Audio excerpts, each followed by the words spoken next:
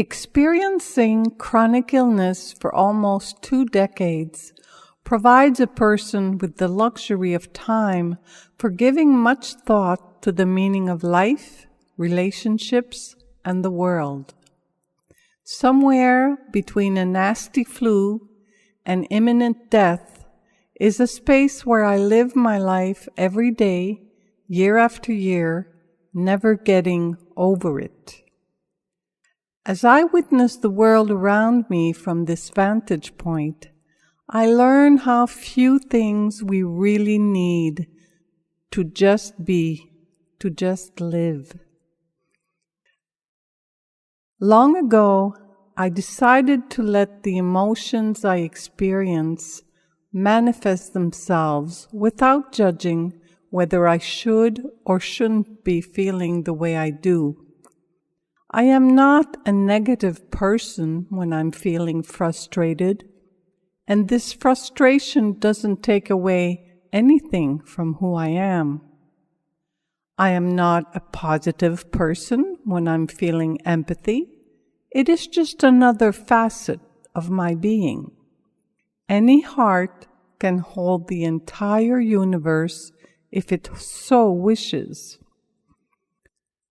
I recently became aware that several emotions, for lack of a better word, live side by side in the deepest recesses of my heart. In daily existence, we are subjected to feelings that are the result of our thought process, which defines what is acceptable to us, what is good or bad. All this based on our perception of the world according to our individual life experience.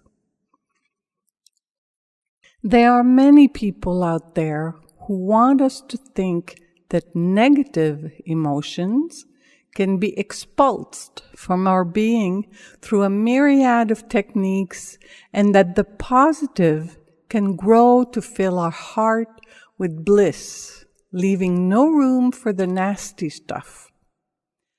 I beg to differ with this oversimplistic view of our inner universe. I have known people who proclaim that they are pure joy. Joy, joy, joy is their perceived personal identity until you do or say something that offends them. These days, it's easy to offend. If you prefer one political view to another, or you pray to a God differently from another, if you love differently, you prefer the city to the country, or you're vegan, our differences are endless, so you're very likely to offend someone, especially those who pride themselves in being joy incarnated. They are the first to shut you out of their life because you're, negative, resentful, even disrespectful.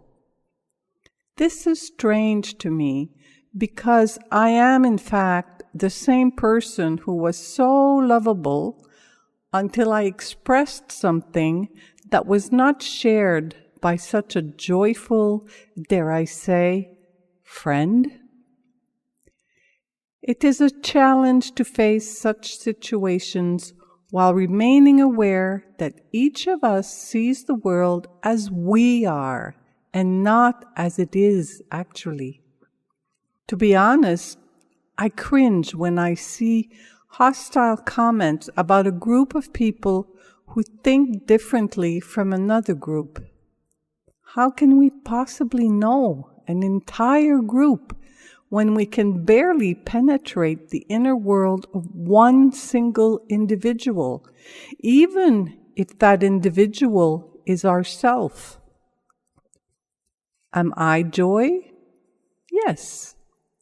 Your life choices may affect how I momentarily perceive joy if you hurt me or give me a loving hug, but what lives in my heart doesn't depend on what views you express. If I embrace my own opinions or emotions as unique, then there's nothing preventing me from seeing your views as an expression of your own unique life experience. The human heart can paint the world in colors that can create rainbows of joy or dissolve into dark pools of sorrow.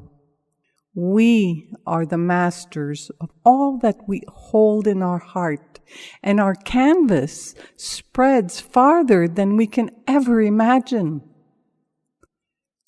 Kindness has a nice healing color, don't you think?